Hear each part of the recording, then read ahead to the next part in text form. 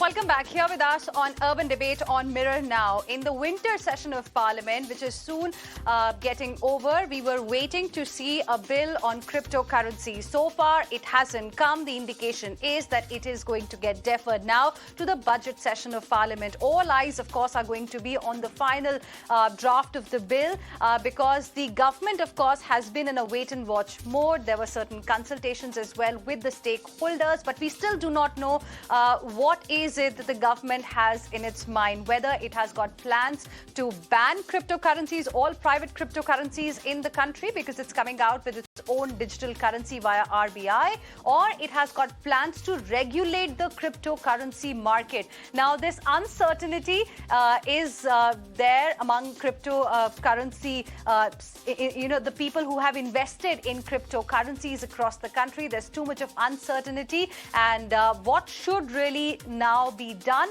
Let's discuss it with our guests who are joining us this evening. We have Aruna Sharma, Member Digitization Committee, RBI. We have Gaurav Dahake, who is CEO of BitBins, and we have Sharat Chandra, who is a blockchain and emerging technology expert. Thank you very much. Good evening for joining us here on Urban Debate on Mirror Now. Aruna ji, I want to begin the discussion with you. Last we had a discussion when we were hoping that probably in this session of Parliament, the uncertainty will be over. We'll get clarity whether the private cryptocurrencies are getting banned or will be regulated.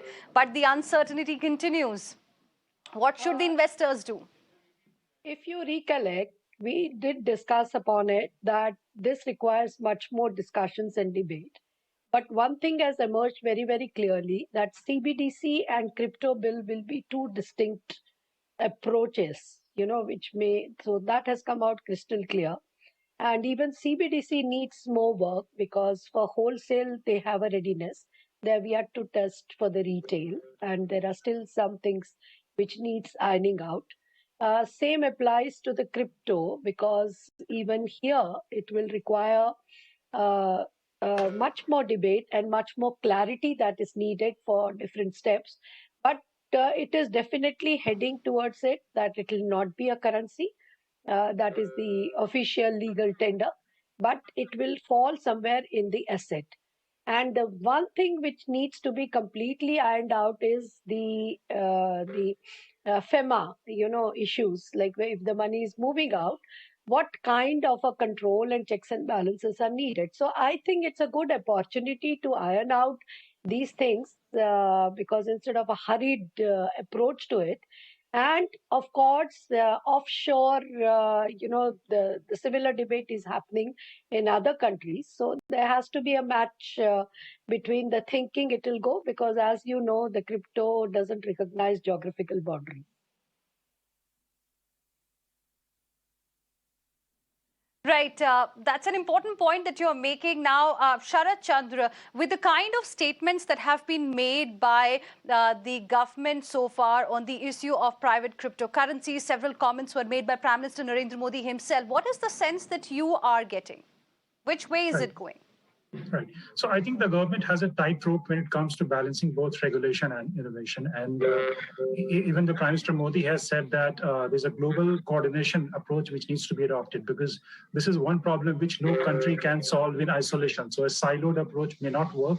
We need to join hands with other countries. And since India is part of G20, a global body, right? So maybe getting people from G20 together and sharing best practices will be the right approach to regulation.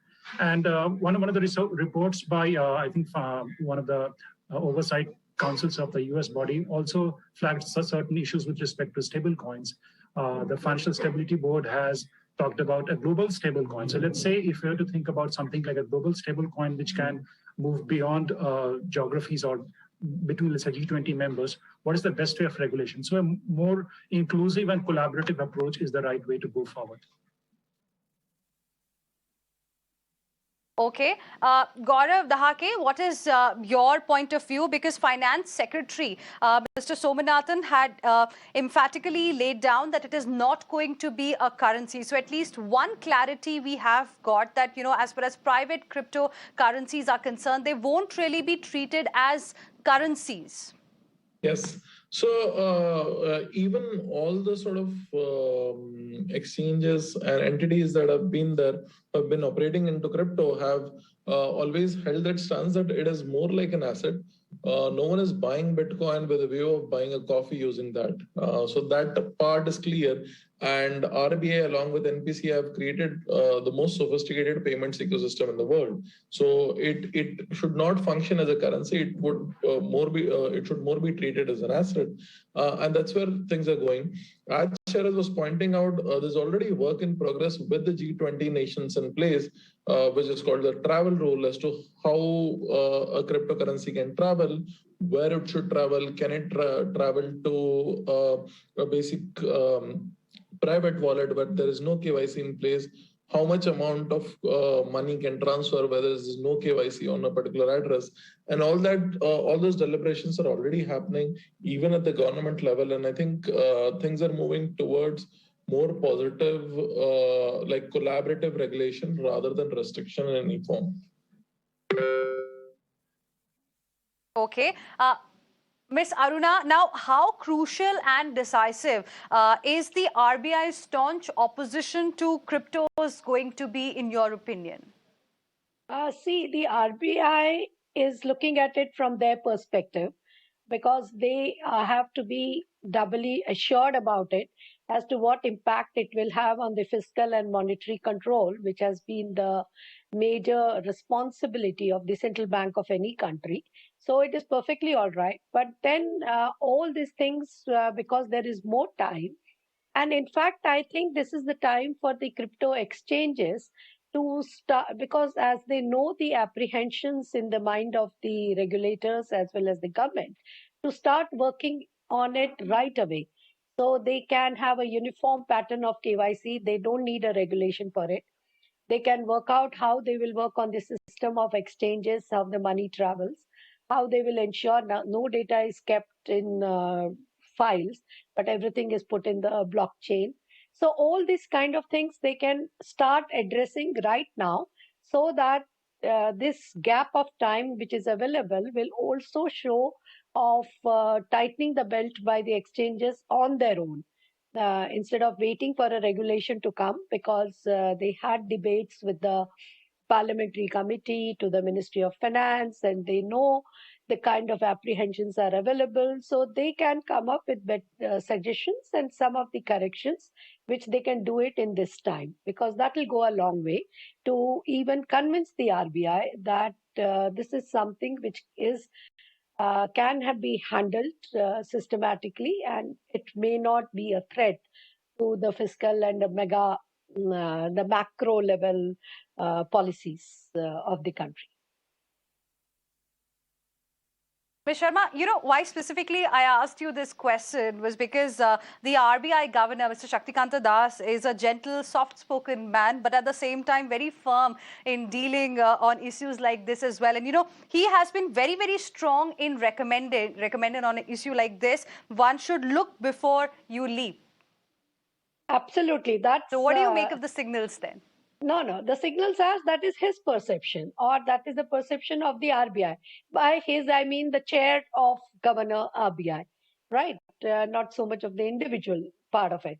And what we are talking about is how this is a new digital way of investment choice to the people, and how it is possible to regulate it. So that is the other side of the argument which is being put forward. Let's see how both of them evolve, and they will be evolving, because it is like two people looking at it from two angles, and that there has to be a meeting point, and that is where the time is available to reach to that meeting point.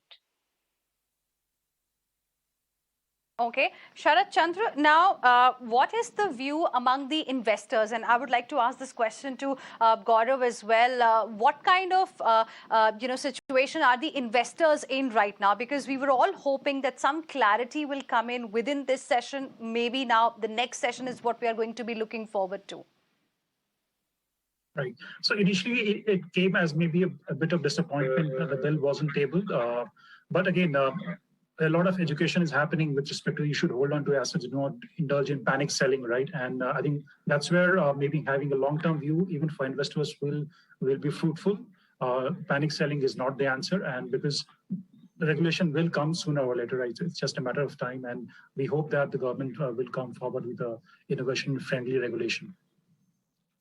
So what we have been observing is yes, like a lot of the users have gotten immune to this bill getting delayed over a period of time. It has happened quite a few times, and only the newer investors that have been coming have tried exiting the market. The existing ones who had been there for the last few years have kind of stayed in the market, and they're looking at it positively. They've been sort of also trying from their end to kind of reach out to regulators in their area and trying to explain how cryptocurrency is positively, crypto assets have positively impacted them. Some of them kind of make their living based on that. So that's where things are. Right now, we have not seen more than 5% of the people exiting the market. Are you seeing new investors as well joining in? What about you? Are you a crypto investor too? Lost buckets of money or just pockets full as we speak? So lost a lot, then understood that an SIP is the right way to go in crypto. Crypto as an asset class is the only asset class which is global in nature. So a person from Israel or a Uganda or India can invest in the same asset at once, which is not true with sort of other asset classes in general. And the rate at which innovations are happening is really, really kind of groundbreaking. So a lot of the people are moving from the top 5 companies like Google, Facebook. Google, in fact, has a committee now to ensure there is lesser drop-off from Google to crypto companies. And this news has sort of come in just a couple of days back.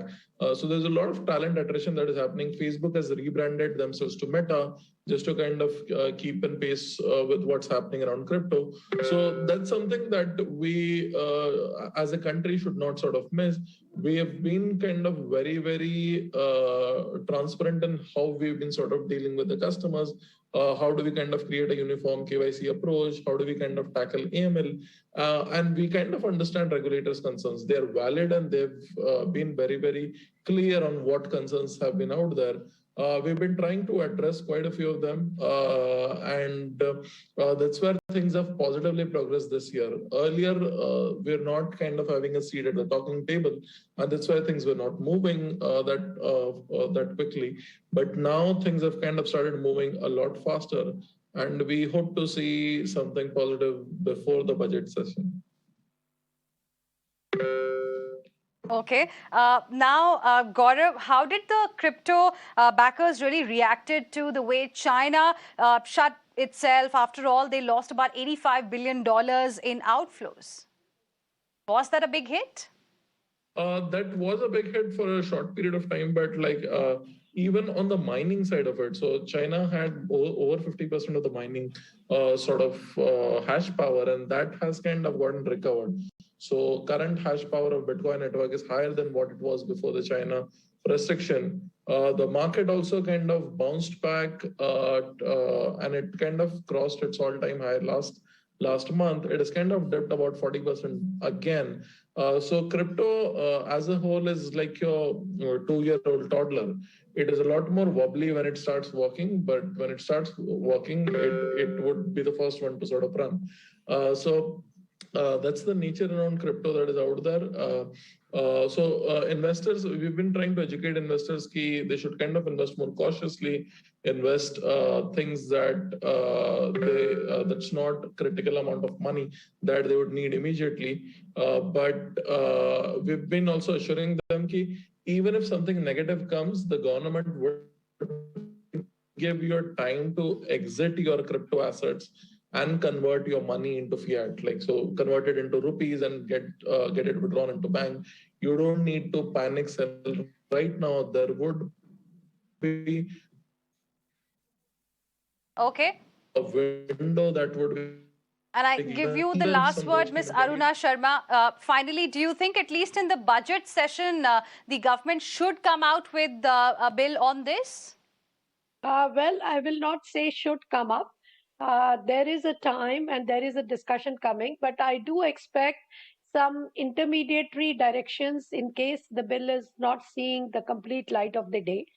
So therefore, it is very important for the exchanges to start tightening their belt on so that the like I said before, the apprehensions are ironed out. And I'll again insist, India can be the first one to come up with the narrative of using the word only crypto and not currency, which will find a lot of acceptability across the globe because similar apprehensions are there with the central banks of every country, Right. which is in doubt. So that will go a very long way.